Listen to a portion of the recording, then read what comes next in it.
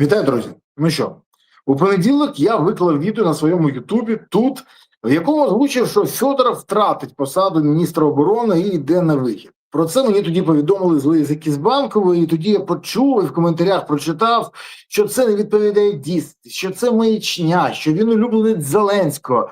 А зараз всі ЗМІ і блогери пишуть, що це так, і навіть закликають вийти на Картонковий майдан. Ну, тоді я трохи додам ще інформації для загального розуміння взагалі, що відбувається. Битву з Сирським Федоров програв. І навіть козир про скелю, який відверто тримав до останнього випадку, не допоміг. До речі, Федорову про все це було відомо раніше. Але виклав, коли вважав за потрібне. Політично вірно. З точки зору людяності окрема історія.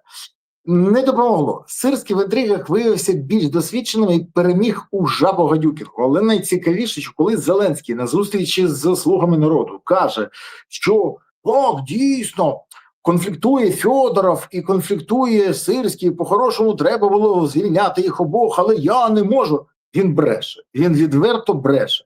Просто він став на бік одного, в якого нема політичних амбіцій, і проти іншого, в якого політичні амбіції є. Бо в команді Зеленського ти не можеш бути з політичними амбіціями. Але конфлікт з Федорова з Сирським – це правда.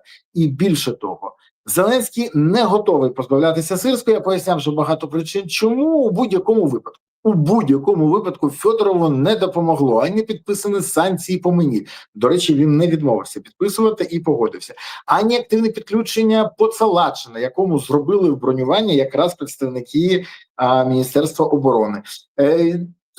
Телефонами, дзвінками, але зробили. До речі, з Лизики з Банкової кажуть, що відставка Федорова запустить такі процеси, що у Лачина зникне бронювання. Тож Лаченков нарешті зможе приєднатися до захисту України в лавах Збройних сил України, хоча б впевнений, що зможе змінити господаря і відпетляє. Не вперше. Ну і тим більше, не просто ж так йому дана охорона Служби безпеки України, коли навіть не давали охорону Андрію Парубію. Порівняйте це трохи. Але є ще один нюанс. Пам'ятаєте, я раніше попереджав, що спроба провести підняття виплат військовослужбовцям ЗСУ через постанову Кабміну – це дурна ідея. Бо якщо це незаконно, лише постанова, то її можна скасувати. Я попереджав про це, я казав про це. І це ігнорувалося. Всі казали, да ладно, нормально, хай швидше буде. Розумієте? Ще раз, постанову можна ігнорувати або скасувати наступним Кабміном, або будь-яким рішенням. А закон обов'язковий для виконання всіма органами влади. І якщо зарплатня воїна затверджена законом, то ігнорувати це значно важче, ніж постанову. Хоча наш президент навіть Конституцію порушує, про що говорити про якісь закони. А тепер Кабмін може скасувати і постанову, і багато чого ще. Тому що треба було робити по процедурі, про що я постійно кажу. А не як комусь легше чи швидше, щоб можна було пропіаритись. На жаль, це не було почуто. На жаль, зараз є загроза цьому. І останнє. Не створюйте собі куміра. Я вам відверто кажу, і ілюзії. Це як призначенням Умєрова, коли наші професійні громадські антикорупціонери і не менш професійні комсомольці тішились його призначенням, а згодом активно волали через результати, верніше, треш, який відбувався в Мінобороні, і через те, що Умєров потрапив в Міндічгейт. А як вони його підтримували? Пам'ятаєте? Так. Наприклад, те, що за його ініціативу було просто катастрофічна ситуація в Мінобороні, а зараз всі визнають. Але тоді, до речі, чи було у Федорова досягнення? 100%. Більше того, чи був він ефективнішим за Резнікова, за Умєрова, за Шмигаля? Так, але бути ефективним на фоні оцих геть не важко. Більше того, серед досягнень Федорова, я це визнаю, є, наприклад, те, що вбили старлінків у рашистів. Це добра справа, але вистачає негативу. Незабаром, до речі, і по оточенню Федорова вийде декілька журналістських розслідувань, саме журналістських розслідувань, і я про це теж знаю, але знаю, що є справи.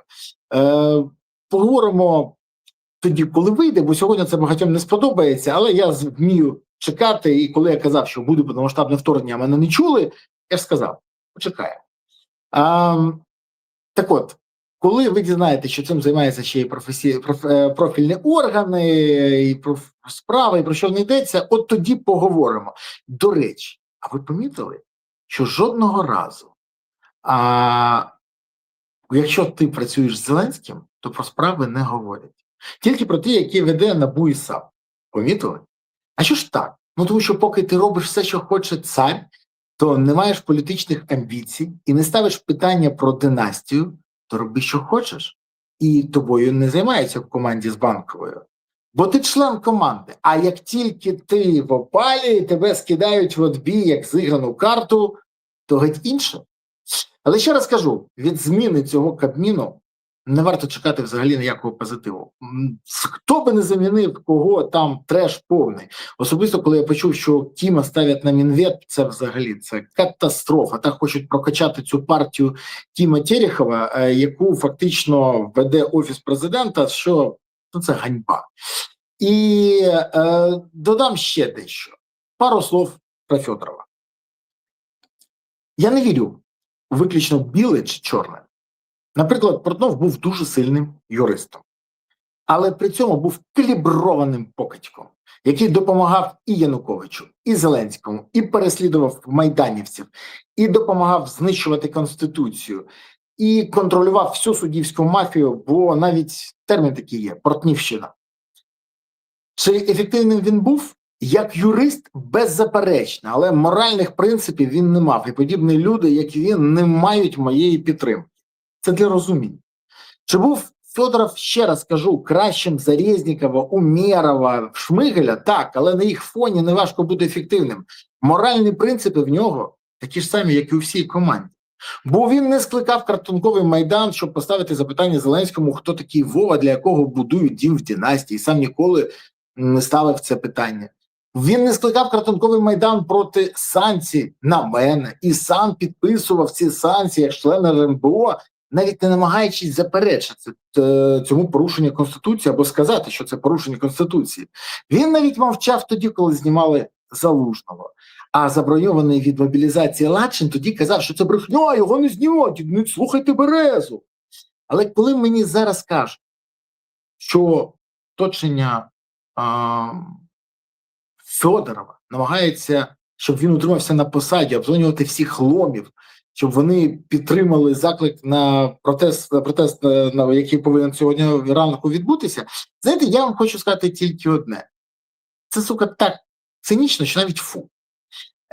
Люди мають право вийти на протест. Це право кожної людини.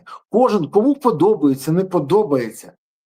Але оця історія, коли ти мовчиш про все, що тебе особисто не чіпається, а зараз підіймаєш це питання, це говорить, що ти ідеально підходиш у Вові, бо ви схожі в ім'я своїх інтересів готові на все.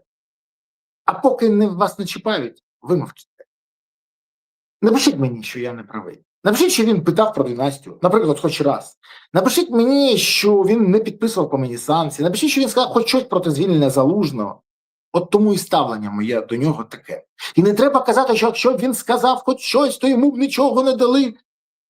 Йому і так нічого не дали. Допомогло йому? Як там було у Тараса Бульбу? Ну що, синку, допомогли тобі твої ляхи?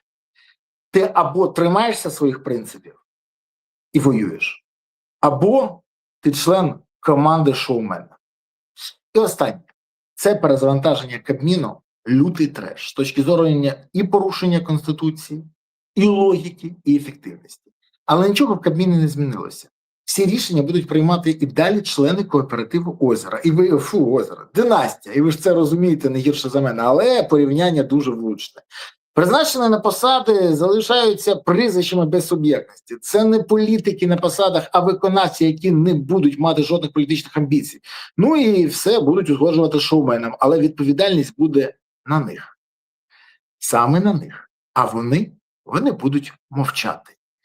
Бо в них нема жодних політичних амбіцій, а є бажання залишатися частиною влади. І все будуть узгоджувати шоуменам, але відповідальність, ще раз кажу, він перекидає на них.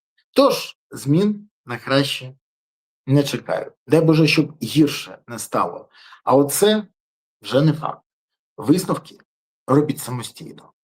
бо я вам дам інформацію. Ви з нею працюєте.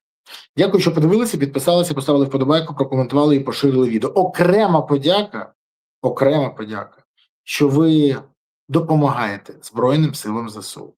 Бо тільки ЗСУ є запорукою того, що у України є майбутнє. Є ЗСУ, є майбутнє України. Не буде ЗСУ, не буде наше майбутнє, України не буде. Тому гуртуємо всі навколо потреб ЗСУ, донатимо на ЗСУ, приєднуємось до ЗСУ, допомагаємо ЗСУ. І тоді у України буде гідне майбутнє. Дякую вам. Па-па.